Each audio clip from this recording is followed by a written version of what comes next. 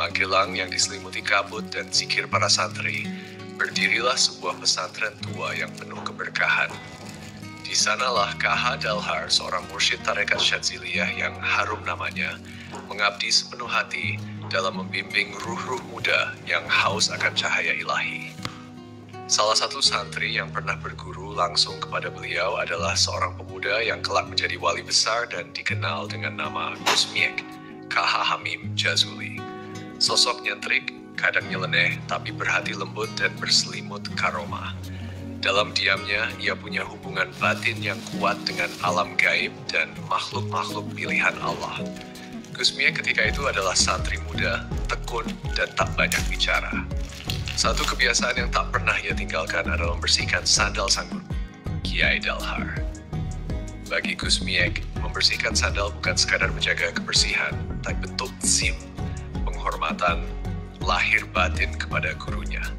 Tiap pagi dan sore, sebelum dan sesudah syalat, ia datang ke depan kamar sang kiai, mengambil sandal beliau dengan perlahan, membersihkan debu-debunya, menyusunnya dengan hati-hati, seakan membersihkan bekas tapak para kekasih Allah.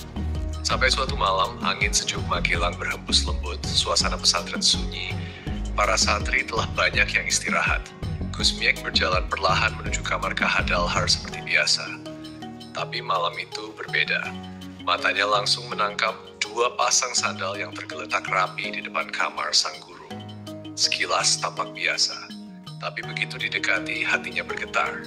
Bentuknya sama, ukurannya identik, bahkan lekuk tangkai penjepitnya pun serupa. Tak ada perbedaan sedikit pun, seolah-olah satu sandal tercetak dari bayangan sandal yang lain. Gus Miek mengerutkan kening. Loh, kok ada dua pasang? Tapi semuanya persis sandal kiai. Ia jongkok memegang satu persatu, mencium aromanya, meneliti bentuknya. Namun tak ada petunjuk. Tak satu pun dari keduanya tampak lebih tua atau lebih baru. Gus Miek pun geleng-geleng kepala.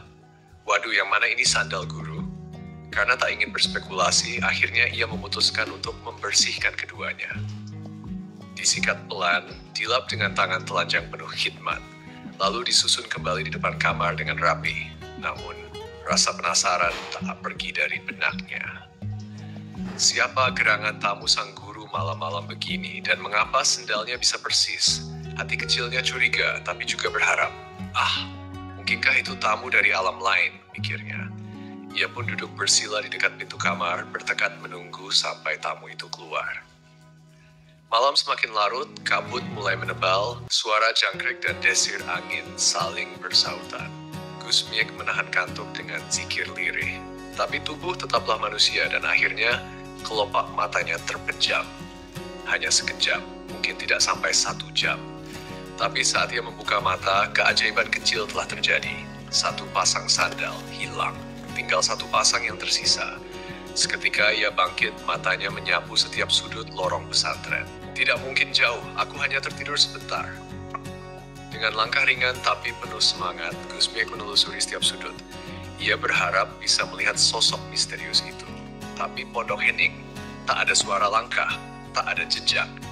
Seolah-olah tamu itu datang bukan dari dunia ini, dan pergi juga bukan dengan cara biasa.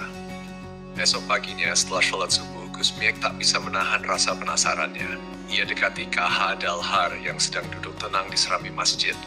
Tasbih berputar pelan di jemari beliau. Maaf guru, boleh saya bertanya? KH Dalhar hanya menoleh sambil tersenyum.